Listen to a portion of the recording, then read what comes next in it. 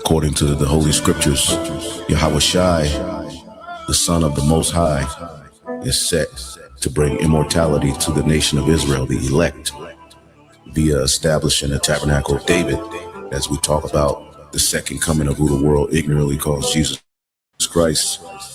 He is coming to take down this current world ruled by Esau, Edom, and establish a righteous kingdom, which is synonymous with the throne of David. That's scriptural, which is a government that's going to run this world in righteousness. After this manner therefore pray ye, Our Father, which art in heaven, hallowed be thy name. Thy kingdom come, thy will be done, in earth as it is in heaven. Give us this day our daily bread, and forgive us our debts, as we forgive our debtors. And lead us not into temptation, but deliver us from evil. For thine is the kingdom, and the power, and the glory forever. Amen.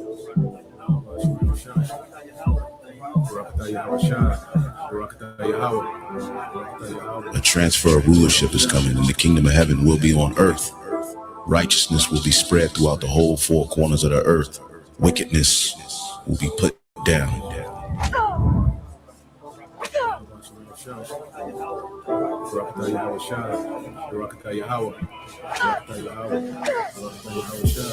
Eternal life. That's what's promised to the elect. All right, all Israel, but it starts with the elect. And that's how the earth will be governed by immortals, perfect angelic forces who are going to come down and rule on earth.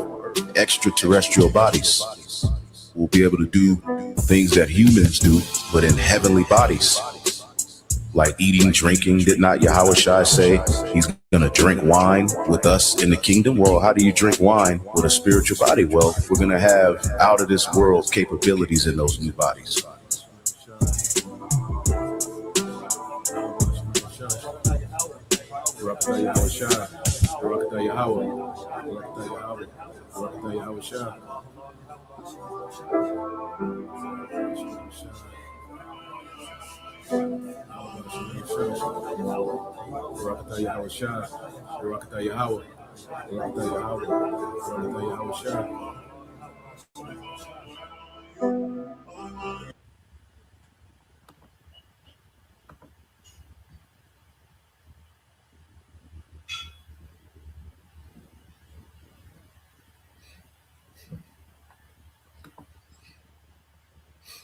All right. Shalom. First and foremost, I would like to give all praise and glory unto Yahweh Bahashem, Yahweh Shai Bahashem, Rakakadash, and double honors unto the apostles and the elders of GMS who rule well, teach well, being great examples towards younger brothers, and peace and blessings and salutation to the hopeful lake out there pushing his word and truth and this sincerity across the four winds in the name of Yahweh Bahashem Yahweh Shai, pushing to get up out of here. Shalom to the hopeful leg, the believers, the listeners, whom have came back to the obedience of the scriptures through faith in Yahweh Bashim Yahweh Shai. All right, and what I want to get into today, is dealing with a war with Amalek from generation to generation. Okay, which this was declared by the Heavenly Father in the book of Exodus, which we'll get into, that he will have war, all right, with Amalek from generation to generation. Okay, and we're going to go throughout, the Bible goes to different accounts, with Amalek, which is, all right, a part of the nation of Edom, okay, which, just as Judah, is the head, of the nation of Israel, with Amalek, he become the chief of the nation of Edom, okay, and it will always be major conflict, okay, between the Israelites and the Edomites, and Amalek, okay, will always be in the mix at the forefront. Okay, they would always be in the forefront, all right, when it came to this rivalry between, all right, the nation of Israel, all right, and Esau, these Edomites. Okay, so let's go here, because dealing with prophecy, okay, as the Lord, you go throughout the Bible, the Lord of some need devil's rulership up, okay, in one precept. Okay, when you go to Numbers 24 and 20, which is a heavy chapter. All right, we'll just read Numbers 24 and 20 says, and when he looked on Amalek, he took up his parable and said, Amalek was the first of the nations, but his latter end shall be that he perish forever. Okay, so Amalek, all right, as the scripture says, should be the first of the nations, and it was the first of the nations to attack, Israel, as we were coming out of Egypt. Okay, it was the first amongst the Edomites to become a superpower in the earth under the Greeks, to have an empire, and to be over other governments of the earth. Okay, and then in this time, Amalek is at the forefront of the nations today. Okay, when you look at these elite bankers, these oligarchs that run the earth, well, these nations answer to Amalek. All right, it's his banking system that runs the world. Okay, the enchantments, the witchcraft, sorcery. Well, Amalek is the chief of that amongst these nations. Okay, so he's become the first of the nations in the latter end. Okay, but now we're in a time where he's getting ready to perish, man. His rulership is going to perish. All right, and after 1,000 years of captivity, okay, Amalek, along with the rest of the Edomites, are going to perish forever. Okay, and the Lord said this a few times. Now, let's go back and just go through these accounts. All right, dealing with Amalek. Okay, how they was always, at the forefront, the main antagonist, okay, against Israel. Okay, so when you go to Genesis, much like not Genesis, Exodus 17 and 8, it said, then came Amalek and fought with Israel in Rephidim. And Moses said unto Joshua, choose us out men and go out, fight with Amalek tomorrow, and I will stand on the top of the hill with the rod of the Most High in my hand. So we're fresh out of Egypt, all right? And the first hostile nation that we encounter is no other than Amalek, man. Okay? So when you go here, keep reading on. So Joshua, okay, when she was under Moses, Joshua was a captain, the host at the time, all right, and he would become, the leader of all Israel after the death of Moses. Okay, going to the book of Joshua. So Joshua did as Moses, all right, had said to him, and fought with Amalek, and Moses, Aaron, and Hur went up to the top of the hill. And it came to pass when Moses held up his hand that Israel prevailed. And when he let his hand down, Amalek prevailed. But Moses' hands were heavy, and they took stones and put it under him, and he sat thereon, and Aaron and Hur stayed up his hands, the one on the one side and the other on the, it says, and the other on the other side, and his hands were steady until the going down of the sun. Okay, so as long as Moses, okay, hands was lifted, okay, he was able to lift, his hands, Israel will win. Okay, but his hands kept getting weary and they kept falling, so they came up with a strategy. Well, look, we gotta keep Moses' hands up. Okay, and Moses, which he was the head, the chief. All right, and then Moses, he was the standard. He represented the standard. The law came, from Yahweh Bashim Al Shah through Moses. Okay, so long as that standard was lifted, all right, which is likened unto a banner, which is going to go into it. We're tied into prophecy. Okay, but as long as Moses' hands were lifted, we will get the ups, man. Okay, and that's why now in the latter time, as we're, exalting Yahweh Bashim Al Shah in the earth, we're beginning to get the ups on this devil, man. All right, to where everything is working against this nigga, man. Exodus 17 and 13, it says, and Joshua discomfited Amalek and his people with the edge of the sword. And the Lord said unto Moses, write this for a memorial in a book and rehearse it in the ears of Joshua, for I will utterly put out the remembrance from Amalek from under heaven, man, which is in the earth, man. So it's the second time the Lord done said, look, I'm going to put out the remembrance of Amalek from under heaven, man. Okay, and that's the rest of you Edomites included. But Amalek is the one that keeps up the most havoc amongst these Edomites, man. It's gonna be Amalek that's gonna start this third war.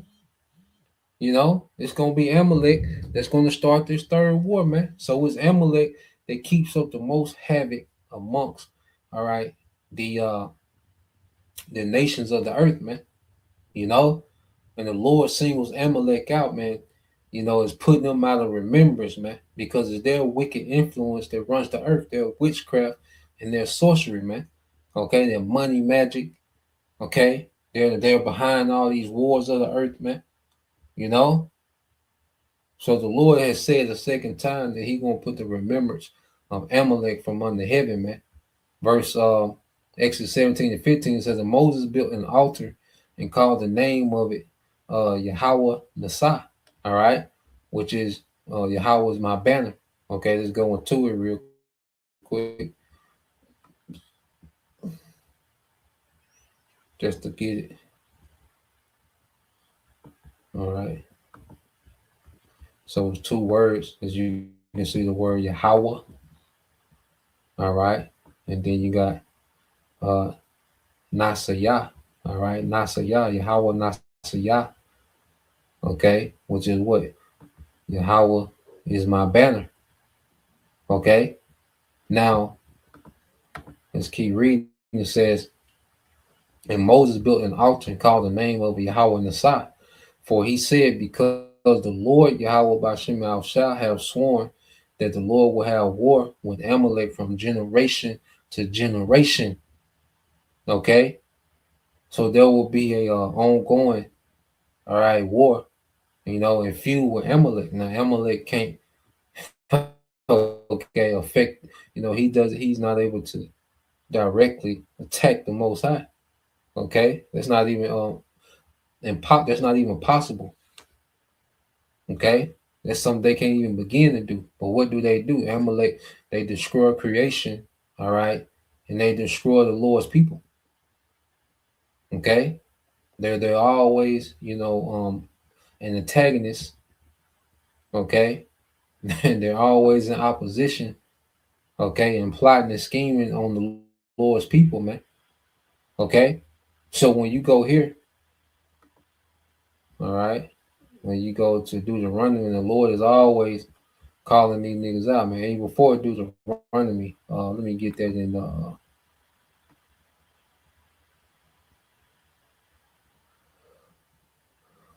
Let's get this in Numbers.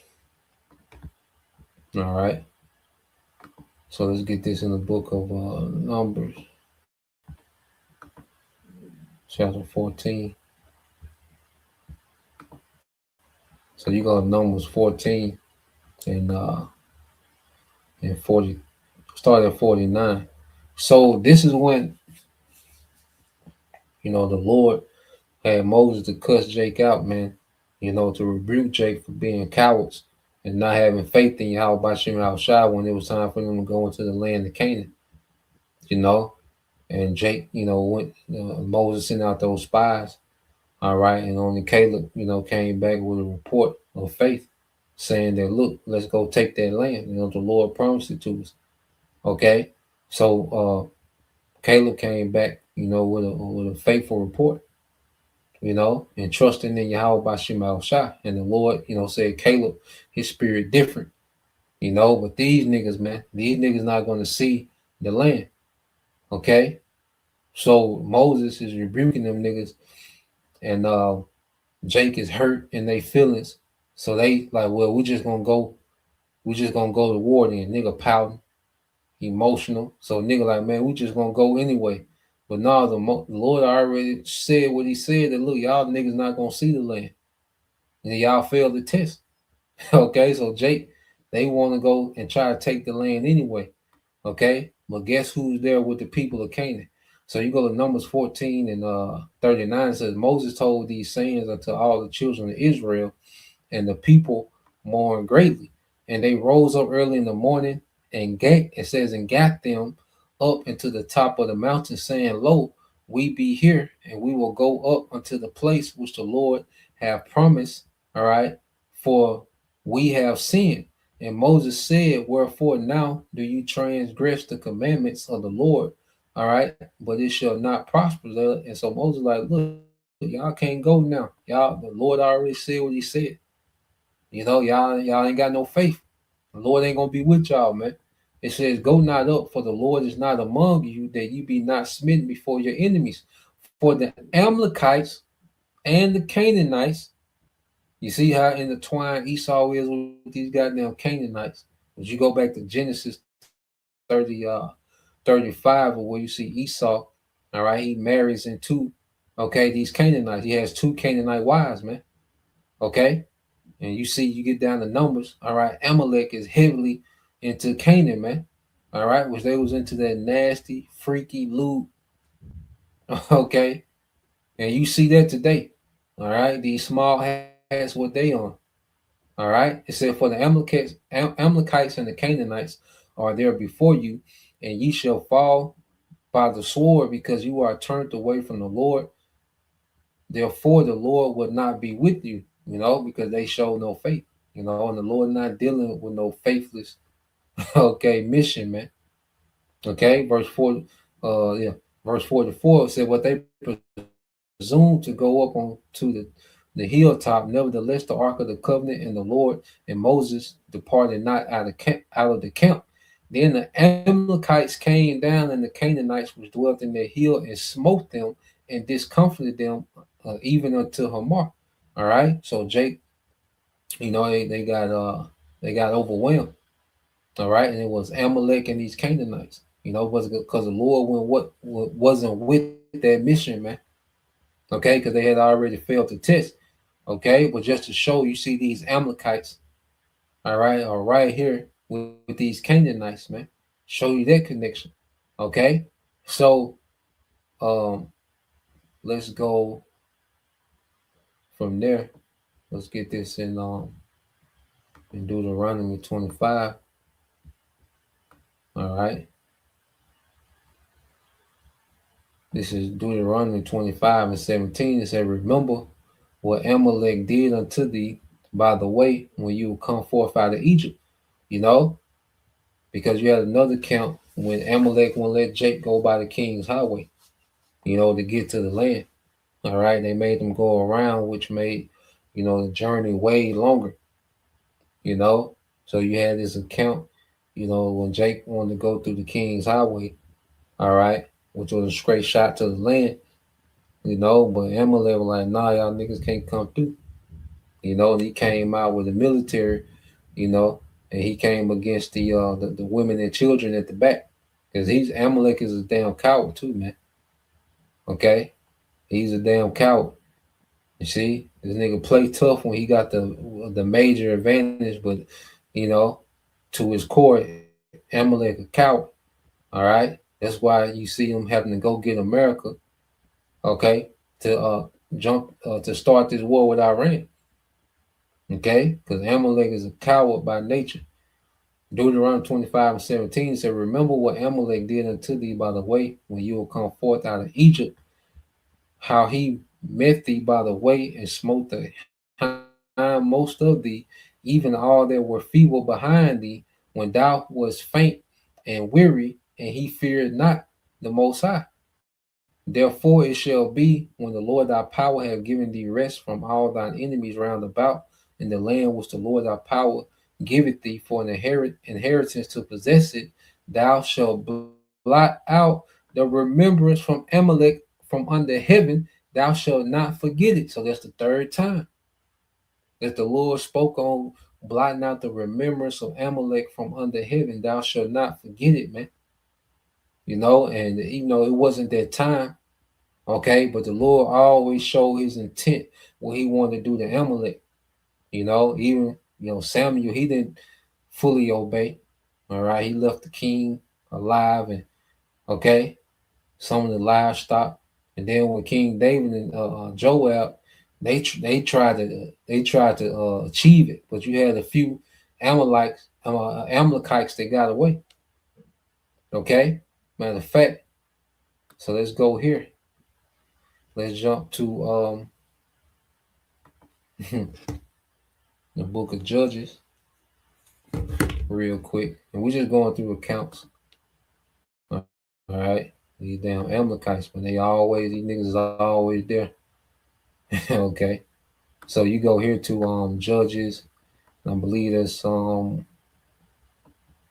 and 12. Let's see, it's 2 accounts in Judges. They short. All right. So you go to Judges here. We get to the point. The Judges, the book of Judges, chapter 3, verse 12, it says, "And the children of Israel did evil again in the sight of the Lord, and the Lord strengthened Eglon, the king of Moab, against Israel, because they had done evil in the sight of the Lord. And he gathered unto him the children of Ammon and Amalek." Okay? So Moab, who did he go collab with? Ammon and Amalek. And you look at that digital infrastructure that China has, that's Amalek that's behind it. When you look at Moab today, and you look at this digital infrastructure, how Moab is so advanced, all right, technologically, well, that's Amalek that's behind that, man. That's financing that. Okay, it says, "And went and smote Israel and possessed the city of palm trees," man. Okay, so you see, Amalek, they don't miss an opportunity, man. Okay, when it comes to getting off on Israel, man. You see, we're so targeted as a people today because who's in power? Amalek. Okay, so you go to let's go to Judges chapter 6, all right, and start at 3. It says, "And so it was when Israel had sown that the Midianites came up and the Amalekites." So now they done linked up with the Midianites, which are descendants of Ishmael, okay, came up and the Amalekites, all right, and you see Esau has been clicked tight with them Ishmaelites in the Arabian Gulf, Saudi Arabia, Qatar, all right, the UAE, all right, Kuwait, all that infrastructure and that money, that revenue that flows through those Gulf Arab states. Well, Amalek is behind it. Okay. And it says, "And the children of the east, even they came up against them, and they camped against them and destroyed the increase of the earth till thou come unto Gaza, and left no substance, all right, sustenance for Israel, neither sheep nor ox, all right, nor ass, for they came up with their cattle and their tents, and they came up as grasshoppers for multitude. For both they and their camels were without number, and they entered in to the land to destroy it." So they destroyed, the harvest, the livestock of Israel. Okay. And Israel was greatly impoverished because of the Midianites, and the children of Israel cried unto the Lord. Okay. And the Lord would eventually raise up a judge. Okay. And I believe this was Gideon, that will be raised up. Yeah, that will be Gideon. All right. That will raise up and deliver the children of Israel, from the Midianites, man. All right. But Amalek, all right, he's on the scene. This nigga's right there. Okay. And this nigga always needs somebody else too, for the most part, man, because he's a goddamn coward. Okay. So let's go from there. Let's get this in the book of, I believe it, First Samuel. All right, let's go here to First Samuel chapter 30. Let's read this.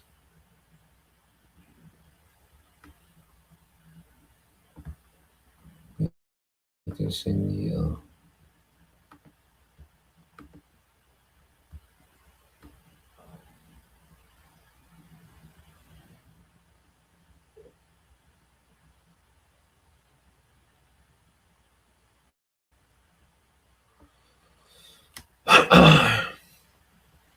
it's the book of First Samuel chapter 30 and 1. It says, 3 days later, when David and his men, I'm reading NLT, when David and his men arrived home at their town in Ziklag, they found that the Amalekites had made a raid into the Negev and Ziklag. They had crushed Ziklag and burnt it to the ground. They had carried off women and children. Okay, goddamn cowards. Like today, they do airstrikes mainly on women and children. Okay, they had carried off women and children and everyone else, all right, without killing anyone. When David and his men saw the ruins and realized what had happened to their families, they wept until they could weep no more. David's two wives, all right, Ahinoam from Jezreel and Abigail, the widow of Nabal from Carmel, were among those captured. David was now in great danger because all his men were very bitter about losing their sons and daughters, and they began to talk of stoning him. But David found strength in the Lord his power, you know. So Jake, was pissed. They felt they was in their feelings, man. You come back and your wives and sons and daughters gone, okay? So they was in their feelings, but King David, he did what he did. He turned to his rock, Yahweh Bashim Al Shah. He did what was work for him thus far. Okay. Then he said to Abathar the priest, "Bring me the ephod." So Abiathar brought it. Then David asked the Lord, "Should I chase after this band of raiders? Will I catch them?" And the Lord told him, "Yes, go after them. You will surely recover everything that was taken from you." So David and his 600 men set out, and they came to the brook, all right, Besser. It showed you that David, he would always go to the counsel of the Lord before he made a move. Show you he didn't trust in his own strength and his own might, all right, or his own strategy. He trusted in the Lord. You know, it says, but 200 of the men were too exhausted to cross the brook. So David continued the pursuit with 400 men. Along the way, they found an Egyptian man in the field and brought him to David. They gave him some bread to eat and water to drink. They also gave him part of a fig cake and 2 clusters of raisin, for he hadn't eaten anything he hadn't had anything to eat or drink for 3 days and nights. Before long, his strength returned. To whom do you belong, and where do you come from? David asked him, "I am an Egyptian, the slave of an Amalekite." He replied, "My master abandoned me 3 days ago because I was sick." A wicked nigga, man. A wicked nigga, man. It says, "We were on our way back from raiding the Kerethites in the Negev, the territory of Judah, in the land of Caleb, and we had just burned Ziklag. Will you lead me to this band of raiders?" David asked. The young man replied, "If you take an oath in the Most High's name that you will not kill me or give me back to my master, then I will guide you to them." So he led David to them, and they found the Amalekites spread out across the fields, eating and drinking and dancing with joy because of the vast amount of plunder they had taken from the Philistines in the land, all right, in the land of Judah. So they're partying and celebrating, okay, in their wickedness. They got through stealing and plundering, okay, kidnapping, okay. Show you that these are the same devils today. They celebrate the same thing. Okay. It said David and his men rushed in among them and slaughtered them throughout the night and the entire next day until evening. Now it said none of the Amalekites escaped except 400 young men who fled on camels. David got everything the Amalekites had taken, and he rescued, all right, his 2 wives. So King David, they were trying to get rid of these niggas then, okay, but you had 400 young men, all right, who got out of there, okay, but King David and his men, they were trying to blot them niggas out then, okay. It said nothing was missing, small or great, son or daughter, nor anything else that had been taken. David bought everything back. He also recovered all the flocks and herds, and his men drove them ahead of the other livestock. This plunder belongs to David, they said. So the Lord allowed David and his men to get back their families, all right, and also the spoils, okay, of the Amalekites. Okay, so they was able to be enriched. Not only were they restored, all right, but they had got then some. They restored everything they lost and then some. Was what the Lord is getting ready to do to us in this time, man. To restore everything and then some. Okay, so you go back to here.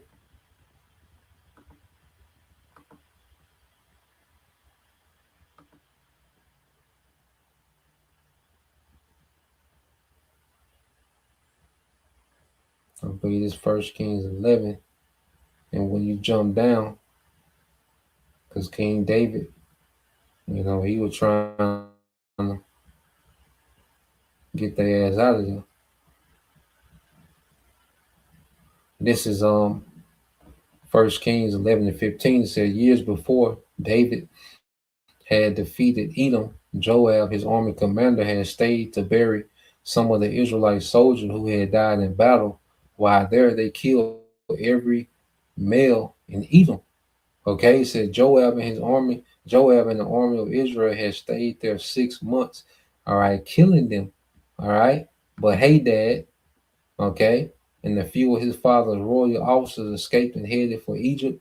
Hadad was just a boy at the time, so you had a few Amalekites escape, man. But Joab, they stayed there 6 months, all right, killing every male in Edom. So they it just wasn't time, okay. But it's been a rivalry, all right, a heated rivalry between Jacob and Esau, man. And Amalek is always at the forefront. Okay? This nigga's always at the forefront, man. But now we're in the time, all right, where the devil, he's finna be defeated, put in captivity, all right, and blotted out for good. Okay? When you go here to Isaiah chapter 14, okay, the Lord finna get this nigga out of there for good this time, man. Isaiah 14 and 21, it said, prepare slaughter, all right, for his children, for the iniquity of their fathers, that they do not rise nor possess the land, nor fill the face of the world with cities, man. Okay? So you Edomites of today are prepared for a slaughter. Okay? You're finna lose this war terribly. Okay? You're finna terribly lose this Third World War. All right? And you're going into captivity. You see? And after 1,000 years, you're going to be eradicated from the earth. Okay? You'll never be able to have, all right, a civilization in the earth again. You see? You'll never be able to fill the face of the world with cities. You'll never have any influence. You won't exist. Okay? It said, for I will rise up against them, said the Lord, and cut off from Babylon the name, the remnant, and son and nephew, said the Lord, Yahweh Bashem Al Shai. Okay? So the Lord is getting to the point to now he's going to fulfill, all right, taking the remembrance of Amalek, which is Esau, because Amalek is just a part, okay? He's just one, all right, people of the nation of Edom, okay? But you get down here, let's get this to Job 18, all right? This Job 18 and 16 says, his root shall be dried up beneath, and the bud shall his branch be cut off. And this is utter annihilation. Because if you remove the roots of something and you cut off the branches, it's over with. It's impossible for that tree to come back. If you dig a tree up from its roots and then you cut the branches off, it's impossible. Okay? So the Lord's going to cut that line of Edom out the earth, man. Okay? By default, it includes Amalek. His remembrance shall perish from the earth. You see? That's letting you know, because who has the Lord said that about all throughout the scriptures? Amalek, man. Which Amalek is just a representative of Esau. Okay? He's the chief tribe. And he shall have no name in the street, man. He's not going to be remembered, man. Okay? It's going to come a time where Esau is not remembered as a people, man. Okay, he says, he shall be driven from light into darkness and chased out of the world. He shall neither have son nor nephew among his people, nor any remaining, all right, in his dwellings. Okay, they that come after him shall be astonished at his day, and as they that went before were frightened. Surely such are the dwellings of the wicked, and this is the place of him that knoweth not the Most High. All right, and there's no one that's more rebellious, okay, than you Edomites, man. And of Esau, you have Amalek, which is the most rebellious, man. All right, but eventually the Lord's going to cut you devils out, man. So that's the point. Lord will, you brothers, all right, and you sisters edify. So next time I say Shalom, Kwame Mashallah, and Bible Ball soon.